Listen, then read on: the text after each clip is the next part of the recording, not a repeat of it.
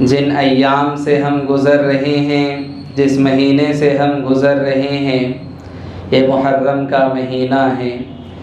اللہ تبارک و تعالیٰ نے زمین و آسمان کی پیدائش کے دن سے مہینوں کی گنتی 12 بیان فرمائی اور کہا منہا اربعۃ حرم، اس میں 4 مہینے حرمت والے ہیں، فلا تظلموا فیہن انفسکم، ان مہینوں میں اپنے آپ پر ظلم نہ کرو، یہی سیدھا دین ہے۔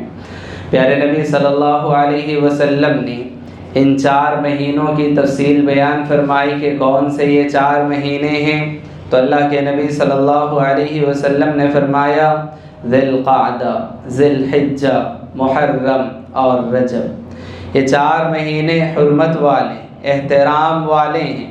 اللہ تبارک و تعالیٰ کے نزدیک ان 4 مہینوں کی حرمت ہے۔ ان 4 مہینوں میں گناہ کے کام کرنے سے منع کیا گیا۔ یقیناً دیگر مہینوں میں بھی گناہ کے کام کرنے سے منع کیا گیا، لیکن خصوصی طور پر ان مہینوں میں گناہوں سے بچنے کا حکم دیا گیا۔ محرم کا مہینہ بھی ان 4 مہینوں میں سے ایک مہینہ ہے، اور اس اعتبار سے ہم یہ بھی دیکھیں کہ محرم کے مہینے کی فضیلت پیارے نبی صلی اللہ علیہ وسلم فرماتے ہیں افضل الصیام بعد رمضان شہر اللہ المحرم۔ حضرت ابو ہریرہ رضی اللہ عنہ کی روایت ہے، مسلم کی حدیث ہے، پیارے نبی صلی اللہ علیہ وسلم فرماتے ہیں کہ رمضان کے بعد سب سے زیادہ فضیلت والے روزے اللہ کے مہینے محرم کے روزے۔ رمضان کے بعد سب سے زیادہ فضیلت والے روزے اللہ کے مہینے محرم کے روزے ہیں۔ محترم حاضرین، اس حدیث میں ہم غور کریں کہ 2 باتیں ہیں۔ ایک بات تو یہ کہ پیارے نبی صلی اللہ علیہ وسلم نے اس مہینے کے روزوں کو رمضان کے بعد سب سے زیادہ فضیلت والا قرار دیا، اور پیارے نبی صلی اللہ علیہ وسلم اس مہینے میں بکثرت روزے رکھا کرتے تھے، تو معلوم ہوتا ہے کہ اس مہینے میں رکھے جانے والے روزوں کی بہت زیادہ فضیلت ہے، اور اسی طرح سے پیارے نبی صلی اللہ علیہ وسلم نے اس کی جانب ترغیب دلائی ہے۔ دوسری بات جو اس حدیث سے معلوم ہوتی ہے، پیارے نبی صلی اللہ علیہ وسلم نے فرمایا افضل الصیام بعد رمضان شہر اللہ المحرم، کہ محرم کو اللہ کا مہینہ قرار دیا گیا۔ اللہ کے مہینے محرم کے روزے فضیلت والے، تو بتانے کا مقصد یہ کہ محرم کے مہینے کو اللہ کا مہینہ قرار دیا گیا۔ کیا دیگر مہینے اللہ کے نہیں ہیں؟ یقیناً مہینے اللہ کے ہیں، راتیں اللہ کی ہیں، دن اللہ کے ہیں، سب کچھ اللہ کا ہے، لیکن اس کی فضیلت بتانے کے لیے جیسے ہم دیکھیں دنیا کے اندر جتنی مسجدیں ہیں سب اللہ کی ہیں، سب اللہ کا گھر ہے، لیکن بیت اللہ کہا جاتا ہے تو خانہ کعبہ کو کہا جاتا ہے، اسے یاد کیا جاتا ہے اس کی فضیلت بتانے کے لیے۔ سارے گھر اللہ کے گھر ہیں، لیکن خانہ کعبہ کو بیت اللہ کہا جاتا ہے تو اس کی عظمت بیان کرنے کے لیے۔ اسی طرح سے ہم دیکھیں جتنے جانور ہیں سب اللہ کے جانور ہیں، لیکن حضرت صالح کو جو اونٹنی معجزے کے طور پر اللہ تبارک و تعالیٰ نے عطا فرمائی تھی، اللہ نے اس کو ناقۃ اللہ کہا، اللہ کی اونٹنی۔ تو بتانے کا مقصد یہ کہ جس چیز کی نسبت اللہ کی طرف ہو اس کی فضیلت بتانا مراد ہوتا ہے۔ تو پیارے نبی صلی اللہ علیہ وسلم نے محرم کے مہینے کی فضیلت بتاتے ہوئے فرمایا شہر اللہ المحرم، اللہ کا مہینہ محرم۔ تو یقیناً محرم کے مہینے کی فضیلت ہے، اس کا احترام ہے، یہ حرمت والا مہینہ ہے۔ محترم حاضرین، آج کے اس جمعہ کے خطبے کے موقع پر میں آپ تمام کے سامنے محرم کے اس مہینے سے جڑے اور اسی طرح سے محرم کے اس مہینے سے مناسبت رکھنے والے کچھ اہم واقعات اور ان واقعات سے ملنے والے پیغامات میں آپ کے سامنے رکھنا چاہوں گا۔ سب سے پہلی بات ہم یاد رکھیں محرم کے اس مہینے میں، کیونکہ محرم کا یہ جو مہینہ ہے یا جو نام ہے، جب سے کائنات بنی ہے، زمین و آسمان کی پیدائش ہے، اس وقت سے یہ مہینہ چلتا آ رہا ہے، تو اس اعتبار سے تاریخی اعتبار سے بہت سارے واقعات یقیناً اس مہینے میں رونما ہوئے ہوں گے۔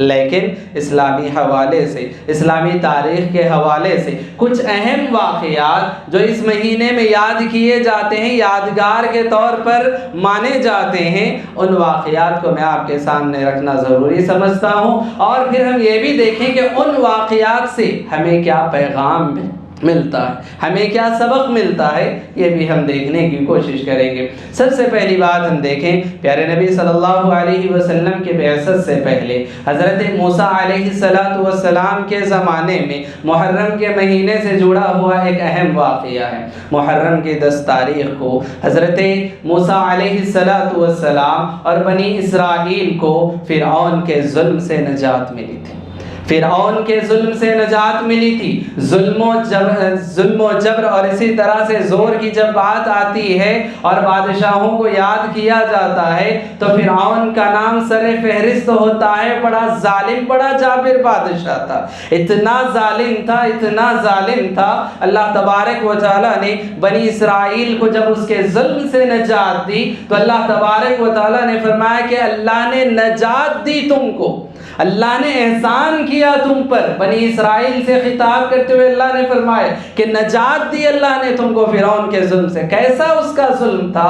اللہ تبارک و تعالیٰ فرماتا ہے یقتلون ابناءکم یذبحون ابناءکم کے الفاظ اللہ نے استعمال فرمائے کہ وہ تمہارے معصوم نومولود بچوں کو وہ ذبح کر دیا کرتا تھا، معصوم بچوں کے ٹکڑے کر دیا کرتا تھا، ان کے والدین کی آنکھوں کے سامنے ان کے معصوم بچوں کو قتل کر دیا کرتا تھا۔ اتنا بڑا ظالم جابر بادشاہ تھا۔ اللہ تبارک و تعالیٰ نے محرم الحرام کے اسی مہینے میں، اسی مہینے کی 10 تاریخ کو اللہ تبارک و تعالیٰ نے حضرت موسیٰ علیہ السلام اور بنی اسرائیل کو فرعون کے ظلم سے، اس کے جبر سے اللہ تبارک و تعالیٰ نے نجات عطا فرمائی۔ محترم حاضرین، یہ ایک تاریخی واقعہ ہے، اس سے کچھ پیغامات ہمیں ملتے ہیں۔ واقعہ تو ہم تمام جانتے ہیں، اس سے ملنے والے کچھ اہم پیغامات ہم یاد رکھیں۔ پہلا پیغام ہم تمام کو یہ ملتا ہے کہ ظلم چاہے کس حد تک بڑھ جائے لیکن ظلم کا خاتمہ ہو کر رہتا ہے۔ ظلم چاہے کس حد تک بڑھ جائے لیکن ظلم کا خاتمہ ہو کر رہتا ہے۔ یہ حضرت موسیٰ کا یہ تاریخی واقعہ ہمیں بتاتا ہے کہ ظالم چاہے کتنا مختار ہو جائے، ظالم چاہے کتنا ظلم کرے، ظلم و ستم کے پہاڑ توڑے، لیکن ایک دن آتا ہے، ایک وقت آتا ہے کہ اللہ تبارک و تعالیٰ اس کے ظلم کا خاتمہ فرماتا ہے، اسے ذلیل و رسوا فرماتا ہے۔ فرعون ایسا بڑا ظالم جو یہ کہا کرتا تھا ما علمت لکم من الہ غیری، وہ کہا کرتا تھا بنی اسرائیل کے لوگوں سن لو، میں تمہارے لیے اپنے علاوہ کوئی معبود نہیں سمجھتا، یعنی کہ تمہارے لیے میں خود خدا ہوں، اس بات کا دعویٰ کیا کرتا تھا، کہا کرتا تھا انا ربکم الاعلی، میں بڑا رب ہوں، میں تمہارے لیے سب سے بڑا رب ہوں۔ اور اسی طرح سے اللہ تبارک و تعالیٰ کی دی ہوئی نعمتوں پر، عارضی نعمتوں پر وہ اس طرح سے جو ہے ظالمانہ طور پر یہ کہا کرتا تھا الیس لی ملک مصر، کیا میرے لیے مصر کی بادشاہت نہیں ہے؟ میں بادشاہ ہوں، میں حاکم ہوں، تو میں خدا ہوں۔ یہ اس کا ظلم کہتا تھا کہ جو اس کو خدا بنا بیٹھا تھا، لیکن اللہ تبارک و تعالیٰ نے اس کے ظلم کا، اس کے جبر کا خاتمہ فرمایا۔ تو ظلم مٹنے کے لیے آیا ہے، مٹ کر رہتا ہے، اللہ تبارک و تعالیٰ ظالموں کا خاتمہ فرماتا ہے۔ اسی طرح سے ہم یہ دیکھیں، دوسرا ایک اہم سبق ہم تمام کو یہ ملتا ہے کہ فخر و غرور، تکبر، یہ اللہ کو پسند نہیں ہے، یہ اللہ تبارک و تعالیٰ کو پسند نہیں ہے۔ یہ فخر و غرور، یہ تکبر ملیا میٹ ہو کر رہتا ہے، مٹی میں مل کر رہتا ہے، خاک میں مل جاتا ہے۔ یاد رکھیں، کیوں؟ انسان مٹی کا بنا پتلا ہے، مٹی میں وہ پہنچنے والا ہے، اس کو فخر و غرور، تکبر زیب نہیں دیتا۔ اللہ تبارک و تعالیٰ فرماتا ہے، اللہ تبارک و تعالیٰ نے فرمایا کہ تکبر جو ہے وہ اللہ کی چادر ہے، تکبر اللہ کی چادر ہے۔ اگر کوئی دنیا میں تکبر کرتا ہے تو وہ اللہ کی چادر کو کھینچ رہا ہے، یاد رکھیں۔ تو یہ انسان کو زیب دینے والی چیز نہیں ہے۔ جب انسان فخر و غرور، تکبر کے ساتھ اس زمین پر اکڑ کر چلتا ہے، اللہ تبارک و تعالیٰ پوچھتا ہے تم کیا کر لو گے؟ یہ تمہارا یہ تکبر، یہ تمہاری اکڑ، یہ فخر و غرور، کیا تم زمین کو پھاڑ دو گے یا اسی طرح سے چٹانوں کو جو ہے تم کیا کر دو گے؟ اللہ تبارک و تعالیٰ فرماتا۔ تو لہٰذا بتانے کا مقصد یہ فخر و غرور، یہ تکبر، اس کا انجام بہت برا ہے، یاد رکھیں۔ تو انسانوں کو، ہم تمام کو یہ سبق ملتا ہے کہ ہم عاجزی اختیار کریں، فخر و غرور، تکبر سے ہم پرہیز کریں، یہ اللہ کو پسند نہیں ہے، اور اللہ تبارک و تعالیٰ فخر و غرور کرنے والوں کو ذلیل و رسوا کر کے رہتا ہے۔ اسی طرح سے ہم دیکھیں ایک تیسرا پیغام، ایک تیسرا سبق اس واقعے سے ہم تمام کو یہ ملتا ہے کہ ہم توبہ کرنے میں جلدی کریں، توبہ کرنے میں ہم جلدی کریں۔ فرعون کا جب وقت آیا، موت کا وقت آیا، وہ اپنی موت کو اپنی آنکھوں کے سامنے دیکھ رہا تھا، اپنے آپ کو غرق ہوتے ہوئے دیکھ رہا تھا، تو وہ یہ کہہ رہا تھا کہ میں اب ایمان لے آیا، بنی اسرائیل کے رب پر میں ایمان لے آیا، موسیٰ اور ہارون کے رب پر میں ایمان لایا۔ اللہ تبارک و تعالیٰ فرماتا ہے الآن وقد عصیت من قبل، اب ہوش آئی، اب جو ہے تجھے عقل آئی، اب ایمان لائے گا، جبکہ اس سے پہلے تو نے نافرمانی کی۔ حضرت موسیٰ نے سمجھایا، اسی طرح سے حضرت ہارون نے سمجھایا، کئی نصیحتیں حضرت موسیٰ نے کی، جب عقل ٹھکانے نہ آئی، جب اس نے توبہ نہ کی، اور موت کو جب اس نے اپنی آنکھوں سے دیکھا تب توبہ کرنے لگا، جبکہ توبہ کا دروازہ بند ہو چکا تھا۔ غرغرے کی حالت تک وہ توبہ کا دروازہ کھلا رہتا ہے۔ اس سے پہلے انسان کو چاہیے کہ اپنے گناہوں اور اسی طرح سے جو ہے اپنی غلطیوں کی معافی اللہ سے مانگ لے، توبہ و استغفار کرنے میں جلدی کرے، کہیں ایسا نہ ہو کہ موت کا وقت آ جائے۔ ہم تمام یہ بات جانتے ہیں کہ موت کبھی بھی آ سکتی ہے، اللہ نے لکھ رکھی ہے موت اللہ تبارک و تعالیٰ کے مقرر کیے ہوئے وقت سے نہ ایک گھڑی آگے بڑھ سکتی ہے، نہ ایک گھڑی پیچھے ہٹ سکتی ہے۔ لہٰذا ہم گنہگار بندے ہیں، ہم خطا کار بندے ہیں، ہم سے جو گناہ ہوئے ہیں ہم اپنے گناہوں پر نادم ہو، شرمندہ ہو، توبہ کر لیں، اپنے رب کو راضی کر لیں قبل اس لیے کہ موت آ جائے۔ موت کے آنے کے بعد توبہ کا دروازہ بند ہو جاتا ہے۔ ایک اہم سبق ہم تمام کو اس سے یہ ملتا ہے۔ اسی طرح سے اس واقعے سے ایک اور اہم سبق ہم تمام کو یہ ملتا ہے کہ حضرت موسیٰ علیہ السلام اور بنی اسرائیل کو اللہ تبارک و تعالیٰ نے 10 محرم کی تاریخ کو اللہ تبارک و تعالیٰ نے فرعون کے ظلم سے نجات عطا فرمائی۔ فرعون کے ظلم سے نجات ملنے کے بعد اس تاریخ کو 10 محرم کو حضرت موسیٰ علیہ السلام نے اور بنی اسرائیل نے اللہ کا شکر ادا کرتے ہوئے اس تاریخ کو روزہ رکھا، اس تاریخ کو روزہ رکھا۔ تو بتانے کا مقصد یہ، اللہ تبارک و تعالیٰ جب کوئی احسان فرمائے، اللہ کوئی نعمت عطا فرمائے، اللہ کسی چیز سے نجات عطا فرمائے، اللہ تبارک و تعالیٰ نے زندگی عطا فرمائے، ایسے وقت میں اللہ کا شکر ادا کرنا چاہیے۔ اور شکر ادا کرنے کا طریقہ یہ ہوتا ہے کہ اللہ کی عبادت کی جائے، اللہ کی عبادت کے ذریعے سے۔ روزہ ایک بہت بڑی عبادت تھی، عبادت کے ذریعے سے حضرت موسیٰ علیہ السلام نے اللہ کا شکرانہ ادا کیا۔ پیارے نبی صلی اللہ علیہ وسلم اپنی زندگی میں بہت زیادہ نوافل کا اہتمام کیا کرتے، راتوں کو جاگ جاگ کر نمازیں پڑھا کرتے۔ حضرت عائشہ رضی اللہ عنہا پوچھتی ہیں اللہ کے نبی صلی اللہ علیہ وسلم، اللہ نے آپ کے اگلے پچھلے تمام گناہوں کو معاف فرما دیا، پھر آپ اتنی عبادت کیوں کرتے ہیں؟ آپ کے پیروں میں ورم پڑ جاتے ہیں، آپ کے پیر سوج جاتے ہیں، آپ کیوں اتنی عبادت کرتے ہیں؟ اللہ کے نبی صلی اللہ علیہ وسلم فرماتے افلا اکون عبدا شکورا، کیا میں اللہ کا شکر گزار بندہ نہ بنوں، میں اللہ کی شکر گزاری نہ کروں؟ اللہ نے جو مقام عطا فرمایا، اللہ تبارک و تعالیٰ نے اتنا اعزاز مجھے عطا فرمایا، کیا میں اللہ کی شکر گزاری نہ کروں؟ تو شکر گزاری کرنے کا طریقہ کہ اللہ کی عبادت کے ذریعے سے شکر گزاری کی جائے۔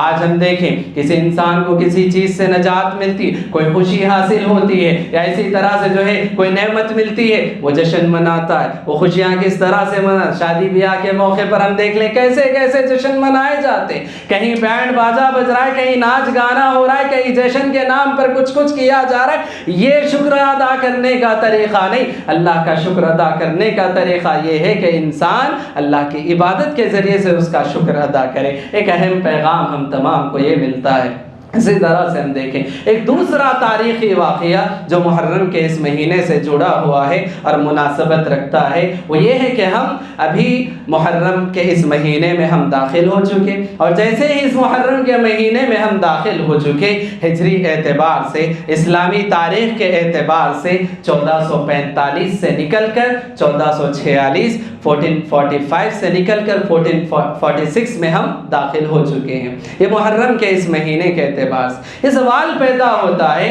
کہ یہ محرم کے مہینے کے آنے کے بعد یہ جو تاریخ بدل رہی ہے، یہ جو سال بدل رہا ہے، اس کی ابتدا کہاں سے ہوئی، کس نے کی، کیسے کی؟ اس سلسلے میں ہم یہ بات یاد رکھیں، پیارے نبی صلی اللہ علیہ وسلم کی وفات ہوتی ہے، حضرت ابوبکر خلیفہ بنتے ہیں، پھر حضرت ابوبکر کی وفات ہوتی ہے، حضرت عمر فاروق رضی اللہ عنہ خلیفہ بنتے ہیں، حضرت عمر فاروق رضی اللہ عنہ جب اپنے ولیوں کو اور اسی طرح سے امیروں کو خطوط لکھ کر، لیٹرز لکھ کر بھیجا کرتے اور اس پر مہینے کا نام ڈالتے، تو صحابہ کرام رضی اللہ عنہم کے درمیان یہ بات جو ہے کنفیوژن اور اسی طرح سے جو ہے ڈاؤٹ کا جو ہے شکار ہوتی کہ یہ محرم کا مہینہ یا ربیع الاول کا مہینہ جو ڈالا گیا اس سال کا ہے کہ گزشتہ سال کا ہے، سال کون سا ہے پتہ نہیں چلتا۔ حضرت عمر فاروق رضی اللہ عنہ کے سامنے جب یہ بات آئی، حضرت عمر فاروق رضی اللہ عنہم نے صحابہ کرام رضی اللہ عنہم سے مشورہ کیا، صحابہ کرام رضی اللہ عنہم سے مشورہ کیا کہ کس طرح سے جو ہے اسلامی سال کا آغاز کیا جائے، اسلامی سال کی تاریخ کہاں سے اس کی تعیین کی جائے۔ صحابہ کرام رضی اللہ عنہم نے مشورے دیے، کسی کا مشورہ تھا پیارے نبی صلی اللہ علیہ وسلم کی جو ہے ولادت سے اسلامی تاریخ کا آغاز کیا جائے، کسی کا مشورہ تھا جب نبی کو نبوت عطا کی گئی، پہلی وحی جس تاریخ کو نازل کی گئی اس سال سے جو ہے اسلامی تاریخ کا آغاز کیا جائے، کسی کا مشورہ تھا پیارے نبی صلی اللہ علیہ وسلم کی وفات ہوئی اس کے بعد سے جو اسلامی تاریخ کا جو ہے آغاز کیا جائے۔ اسی میں ایک مشورہ یہ تھا کہ صحابہ نے مشورہ دیا کہ ہجرت جب ہوئی، ہجرت کی تاریخ سے، ہجرت کے سال سے اسلامی تاریخ کا آغاز کیا جائے، کیونکہ حق اور باطل کے درمیان پر یا اسی طرح سے ہجرت کے بعد سے مسلمانوں کو غلبہ عطا ہوا اور اسی طرح سے بہت ساری چیزیں اس سے جڑی ہوئی ہیں، لہٰذا ہجرت کے سال سے جو ہے اسلامی تاریخ کا آغاز کیا جائے۔ حضرت عمر فاروق رضی اللہ عنہ کو یہ رائے بہت پسند آئی، خود حضرت عمر کی بھی یہی رائے تھی، حضرت علی رضی اللہ عنہ کا یہی مشورہ تھا۔ بہرحال اس کے مطابق ہجرت سے جو ہے اسلامی تاریخ کا آغاز کیا گیا۔ آج ہم 1446 ہجری سال میں جو داخل ہو چکے، وہ ہجرت کے سال سے اس کی تاریخ چلتی آ رہی ہے۔ محترم حاضرین، یہ مختصر سا واقعہ تھا، اس واقعے سے ہمیں کچھ پیغامات ملتے، اس واقعے سے کچھ پیغامات ہمیں ملتے۔ سب سے پہلا پیغام ہم تمام کو یہ ملتا ہے، حضرت عمر فاروق رضی اللہ عنہ خلیفۃ المسلمین تھے اور اسی طرح سے بڑی دور کی ان کی نظر اور اسی طرح سے بڑی دور کی جو ہے ان کی سوچ ہوا کرتی تھی، باوجود اس کے انہوں نے خود سے فیصلہ نہیں لیا، انہوں نے خود سے فیصلہ نہیں لیا۔ صحابہ کرام رضی اللہ عنہم کی جماعت کو انہوں نے جمع کیا اور اس کے بعد صحابہ کرام رضی اللہ عنہم سے انہوں نے مشورہ کیا۔ مشورہ یہ پیارے نبی صلی اللہ علیہ وسلم کی سنت ہے، یاد رکھیں۔ اللہ تبارک و تعالیٰ نے پیارے نبی صلی اللہ علیہ وسلم جن پر اللہ کی جانب سے آسمان سے وحی نازل ہوتی، ہر کام کے لیے اللہ آسمان سے فیصلے فرماتا، باوجود اس کے اللہ تبارک و تعالیٰ فرماتا فَبِمَا رَحْمَةٍ مِّنَ اللَّهِ لِنْتَ لَهُمْ فَبِمَا رَحْمَةٍ مِّنَ اللَّهِ لِنْتَ لَهُمْ وَلَوْ كُنْتَ فَظًّا غَلِيظَ الْقَلْبِ لَانفَضُّوا مِنْ حَوْلِكَ۔ اللہ تبارک و تعالیٰ نے پیارے نبی صلی اللہ علیہ وسلم سے خطاب کرتے ہوئے فرمایا فَإِذَا عَزَمْتَ فَتَوَكَّلْ عَلَى اللَّهِ۔ اللہ تبارک و تعالیٰ نے صحابہ کرام رضی اللہ عنہم سے مشورہ کرنے کا حکم دیتے ہوئے فرمایا وَشَاوِرْهُمْ فِي الْأَمْرِ۔ اے نبی، یقیناً آسمان سے آپ کے قلب اطہر پر وحی نازل ہوتی ہے، آسمان سے رب فیصلے فرماتا ہے، لیکن اپنے ساتھ والوں کو نہ چھوڑے، اپنے ساتھ اٹھنے بیٹھنے والوں کو نہ چھوڑے، ان سے مشورہ کرے۔ وَشَاوِرْهُمْ فِي الْأَمْرِ، اہم کاموں میں اپنے صحابہ سے، اپنے آس پاس کے لوگوں سے آپ مشورہ کریں۔ اس بات کا حکم اللہ نے نبی کو دیا، پیارے نبی صلی اللہ علیہ وسلم کی یہ سنت تھی۔ اسی سنت پر برقرار رہتے ہوئے حضرت عمر نے تاریخ متعین کرنے کے سلسلے میں صحابہ کرام رضی اللہ عنہم سے مشورہ کیا، خود سے فیصلہ نہیں کیا بلکہ صحابہ سے مشورہ کیا۔ مشورے میں جب بات طے ہوئی تو سارے صحابہ کے مشورے پر ہجرت سے جو ہے اسلامی تاریخ کا آغاز کیا گیا۔ تو ایک پیغام ہمیں یہ ملتا ہے کہ اہم کاموں میں ہم آپس میں ایک دوسرے سے مشورہ لیا کریں۔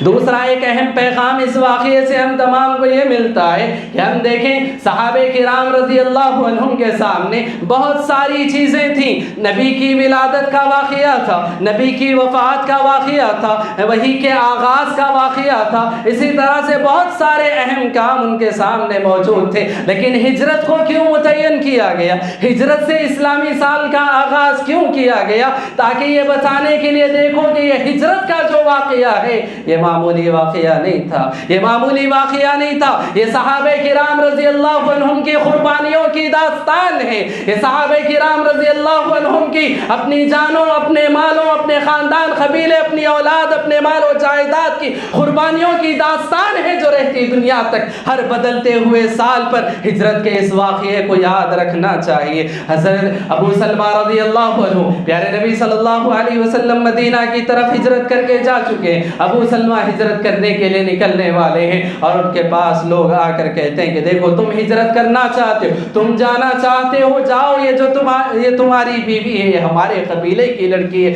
تم جا سکتے ہو، اسے نہیں لے جا سکتے، یہیں چھوڑ کر جانا ہوگا۔ حضرت ابو سلمہ رضی اللہ عنہ نے اپنی شریک حیات کو، اپنی بیوی کو چھوڑ کر حضرت ابو سلمہ رضی اللہ عنہ اکیلے تنہا ہجرت کر کے چلے گئے۔ صہیب رومی رضی اللہ عنہ مکہ میں آئے، وہاں پر رہ کر انہوں نے خوب کمایا، مال و دولت انہوں نے جمع کی، لیکن مکے سے جب ہجرت کر کے جانے لگے مکے کے لوگوں نے کہا کہ صہیب جب تم آئے تھے نادار تھے، تمہارے پاس مال و دولت جائیداد نہیں تھی، یہ مال و دولت جائیداد تم لے کر نہیں جا سکتے، تم جانا ہو جاؤ، یہ دولت یہاں کمائی ہوئی ہے، یہیں چھوڑ کر جانا ہوگا۔ حضرت صہیب رومی رضی اللہ عنہ اپنے سارے مال و دولت کو، اپنی جائیداد کو، اپنی پونجی کو، سب کچھ چھوڑ کر ہجرت کر کے اللہ اور اس کے رسول کی محبت میں نکل کر چلے گئے۔ پیارے نبی صلی اللہ علیہ وسلم کے سامنے جب یہ واقعہ پیش آیا، پیارے نبی صلی اللہ علیہ وسلم نے فرمایا کہ اس سودے میں صہیب نے خوب نفع کمایا، اس سودے میں صہیب نے خوب نفع کمایا۔ کیوں؟ جو اللہ کی راہ میں جتنا لٹائے گا اللہ اس پر اتنا لٹائے گا، اللہ اس کو اتنا عطا فرمائے گا۔ حضرت صہیب کے بارے میں پیارے نبی صلی اللہ علیہ وسلم نے یہ فرمایا۔ محترم حاضرین، یہ ایک دو واقعات نہیں بلکہ صحابہ کرام رضی اللہ عنہم کی زندگیاں اس بات کی گواہی دیتی ہیں کہ اسلام کی خاطر کیا کیا انہوں نے قربان کیا، کیسی کیسی قربانیاں انہوں نے پیش کی، اپنی جانوں کا نذرانہ پیش کیا، اپنے مال و دولت کو انہوں نے ترک کیا، اپنی اولاد کو انہوں نے چھوڑا، ہر چیز کی قربانیاں انہوں نے پیش کی۔ اور آج کے دور میں نام نہاد مسلمان اپنے آپ کو اسلام کی طرف نسبت دینے والے، اپنے آپ کو اسلام سے جوڑنے والے، ان صحابہ کے سلسلے میں اپنی زبانوں کو دراز کرے، ان صحابہ کی شان میں گستاخیاں کرے کہ جن کی شان، جن کی عظمت اللہ تبارک و تعالیٰ نے قرآن کریم میں بیان فرمائی۔ محمد الرسول اللہ والذین معہ اشداء علی الکفار رحماء بینہم۔ اللہ نے پیارے نبی صلی اللہ علیہ وسلم کے ساتھ کا، ان کی معیت کا حوالہ دیتے ہوئے اللہ تبارک و تعالیٰ نے صحابہ کی عظمت اور شان بیان فرمائی۔ نہ صرف قرآن مجید میں بلکہ اللہ تبارک و تعالیٰ فرماتا ہے یہ صحابہ کی جماعت ایسی مقدس جماعت ہے کہ نہ ان سے پہلے ویسی جماعت پیدا ہوئی، نہ قیامت تک ویسی جماعت پیدا ہو سکتی ہے۔ گزشتہ امتوں میں، گزشتہ کتابوں میں، تورات و انجیل میں اللہ نے محمد الرسول اللہ کے صحابہ کی عظمت اور شان بیان فرمائی۔ تو محترم حاضرین، یہ صحابہ کرام رضی اللہ عنہ، ان کی بہت ساری قربانیاں رضی اللہ عنہم، وہ اللہ سے راضی، اللہ ان سے راضی ہے۔ وہ زمین پر چلا پھرا کرتے تھے، جنت کا پروانہ ان کے حقوں میں نازل ہو چکا تھا کہ تم جنتی ہو، تم جنتی ہو، جنت کے پروانے ان پر لٹائے جا چکے تھے۔ پیارے نبی صلی اللہ علیہ وسلم معراج کا سفر کر کے آتے ہیں، بلال سے پوچھتے ہیں بلال کون سا عمل کرتے ہو؟ جنت میں جا رہا تھا، اپنے آگے تمہارے قدموں کی آہٹ کو سن رہا ہوں۔ یہ صحابہ تھے جو زمین پر چلتے پھرتے تھے لیکن جنت میں ان کا کا پروانہ جاری ہو چکا تھا، وہ اللہ سے راضی، اللہ ان سے راضی ہو چکا ہے۔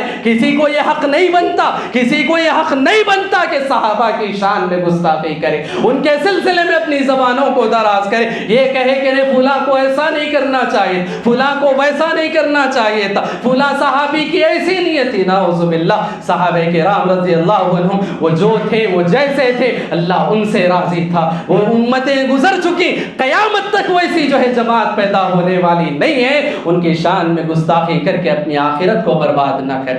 یہ بڑا پیغام ہم تمام کو ملتا ہے۔ اسی طرح سے ہم دیکھیں اس محرم کے مہینے سے مناسبت رکھنے والا ایک اہم واقعہ شہادت حسین رضی اللہ عنہ، شہادت حسین رضی اللہ عنہ کا واقعہ ہے، اور یہ واقعہ 10 محرم کی تاریخ کو پیش آیا۔ یہ واقعہ یقیناً بڑا افسوسناک واقعہ تھا۔ نواسہ رسول صلی اللہ علیہ وسلم کو بے یار و مددگار مظلومیت کے ساتھ شہید کیا گیا۔ یقیناً یہ بڑا افسوسناک واقعہ رہا۔ محترم حاضرین، تاریخ میں اس واقعے کو بڑے افسوسناک واقعے کے ساتھ لکھا گیا، لیکن یہ بات یاد رکھیں، ایک مومن کے سلسلے میں شریعت اس بات کی تعلیم دیتی ہے کہ چاہے کسی کی ولادت ہو یا پھر چاہے کسی کی وفات ہو، شریعت نے نہ کسی کو اپنی جانب سے خوشی منانے کا حق دیا، نہ اپنی جانب سے کسی پر غم منانے کا حق دیا۔ یہ شریعت کا اختیار ہے۔ شریعت نے جہاں خوشی منانے کا حکم دیا وہاں ہم خوشی مناتے ہیں، شریعت نے جس کام سے روکا ہے ہم وہاں رک جاتے ہیں۔ شریعت میں اس بات کی تاکید کی گئی ہے کہ اگر کسی کی جو ہے کسی کے رشتہ داروں، دوست احباب، کسی کے تعلقات میں کسی کا انتقال ہو جائے، وہ غم منا سکتا ہے، افسردگی کر سکتا ہے، آنسو بہا سکتا ہے۔ 3 دن کی مدت بتائی گئی۔ کسی کے شوہر کا انتقال ہو جائے، 4 مہینے 10 دن اس کی عدت بتائی گئی ہے۔ یہ غم منانے کا، سوگ منانے کا طریقہ بتایا گیا، لیکن اس سے ہٹ کر انسان آگے نہیں بڑھ سکتا۔ خوشی منانا ہے شریعت کے دائرے میں، غم منانا ہے شریعت کے دائرے میں۔ یہ بات یاد رکھیں، ہم مومن ہیں، ہمارا اپنا کوئی اختیار نہیں ہے۔ جذبات یقیناً ہوا کرتے، لیکن ان جذبات پر شریعت کی لگام لگانا یہ ہماری اپنی ذمہ داری ہے۔ محترم حاضرین، یہ بات یاد رکھیں، بڑا دردناک واقعہ تھا، بڑا افسوسناک واقعہ تھا۔ یقیناً اس چیز کو ہم مانتے ہیں، لیکن یہ بات یاد رکھیں، شیطان انسان کو بہکاتا ہے، شیطان انسان کے راستے میں بیٹھا ہوا ہے۔ اس نے اللہ تبارک و تعالیٰ سے یہ وعدہ کیا، لَأَقْعُدَنَّ لَهُمْ صِرَاطَكَ الْمُسْتَقِيمَ، اے اللہ اس انسان کو میں سیدھے راستے پر بیٹھ کر بہکاؤں گا، اچھائی کے ذریعے سے بہکاؤں گا۔ محترم حاضرین، شہادت حسین یقیناً افسوسناک واقعہ ہے، لیکن اس کا مطلب ہرگز یہ نہیں کہ امت اس بات کو یاد رکھتے ہوئے، اس واقعے کو یاد رکھتے ہوئے اس تاریخ کو ماتم منائے، یا اسی طرح سے کالے کپڑے پہنے، یا اپنے گریبانوں کو چاک کرے، یا حسین کے نعرے لگائے، یا اسی طرح سے جو ہے سڑکوں پر نکل جائیں، یا اسی طرح سے کالی جھنڈیاں اپنے ہاتھوں میں لے کر پھریں، یا اسی طرح سے پانی اور دودھ کی سبیلیں نہریں جاری کریں، یا اسی طرح سے جو ہے اپنے آپ پر ظلم کرتے ہوئے ہتھیاروں وغیرہ سے اپنے آپ کو زخمی کرے۔ شریعت اس کی اجازت نہیں دیتی، شریعت اس کی اجازت نہیں دیتی ہے۔ یہ بات یاد رکھیں، حضرت حسین شہید ہیں، شہید ہوئے، لیکن یہ بات یاد رکھیں کہ صرف حضرت حسین شہید نہیں ہوئے، صحابہ کرام رضی اللہ عنہم کی ایک بڑی جماعت ہے۔ پیارے نبی صلی اللہ علیہ وسلم کی زندگی میں پیارے نبی صلی اللہ علیہ وسلم کے چچا شہید ہوئے۔ آپ بتائیں، کوئی حدیث کی کتاب ایک نکال کر بتائیں، کوئی ایک حدیث بتائیں کہ حضرت حمزہ کی جس روز شہادت ہوئی پیارے نبی صلی اللہ علیہ وسلم نے غم منایا ہو، یا اسی طرح سے اس تاریخ کو یاد کر کر غم منایا ہو، یا اپنے گال پیٹے ہو، یا اسی طرح سے اس طرح کی حرکتیں کی ہو۔ پیارے نبی صلی اللہ علیہ وسلم کی زندگی میں بدر کے موقع پر، احد کے موقع پر کتنے صحابہ شہید ہوئے، کیا یہ غم منایا گیا؟ آج جس طرح سے جو ہے نواسہ رسول کا نام لے کر جس طرح کا ماتم کیا جاتا ہے، جس طرح کے نعرے لگائے جاتے، یا جیسے جیسے کام کیے جاتے، کیا نبی کے زمانے میں یہ کام کیے گئے؟ محترم حاضرین، یہ بات یاد رکھیں، غم منانے، افسوس کرنے اور اسی طرح سے رونے دھونے کا اگر سب سے بڑا دن اس امت کے لیے ہوتا تو وہ پیارے نبی کی وفات کا دن ہوتا۔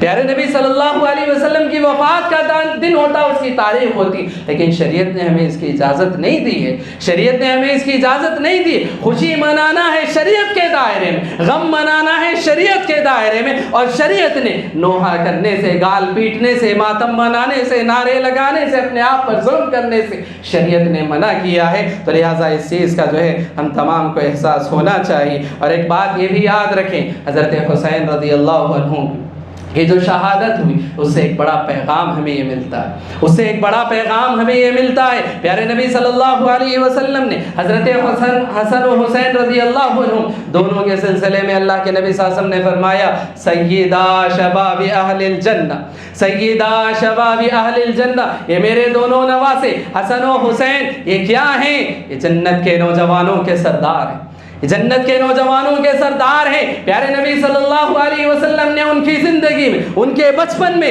اللہ کے نبی صلی اللہ علیہ وسلم نے ان دونوں کو یہ بشارت سنا دی کہ یہ دونوں جنت کے نوجوانوں کے سردار ہیں۔ محترم حاضرین، یہ بات یاد رکھیں، شریعت ہمیں بتاتی ہے، شریعت ہمیں بتاتی ہے کہ جس کو جتنا بڑا مقام ملتا ہے، جس کو جتنا بڑا عہدہ نصیب ہوتا ہے، اس پر اتنی بڑی آزمائشیں بھی آتی ہیں، اس پر اتنی بڑی مصیبتیں بھی آتی ہیں۔ علماء نے کہا کہ ممکن ہے کہ جو حضرت حسین کو جو مقام اللہ تبارک و تعالیٰ نے عطا فرمایا، اس آزمائش سے گزرتے ہوئے وہ مقام ان کو حاصل ہوا ہے، اس آزمائش سے گزرتے ہوئے وہ مقام ان کو حاصل ہوا۔ حضرت حسن رضی اللہ عنہ نے اپنی زندگی میں عہدہ و منصب کو انہوں نے قربان کیا، حضرت معاویہ کے حوالے کر دیا۔ اسی طرح سے حضرت حسین نے اپنی جان کا نذرانہ پیش کیا، شہید ہوئے۔ یہ دونوں صحابہ کرام رضی اللہ عنہ، نبی کے دونوں نواسے جو اتنے بڑے مقام پر وہ فائز ہوئے ہیں، تو ایسے ہی نہیں بلکہ بڑی قربانیاں پیش کر کے وہ آگے بڑھے ہیں۔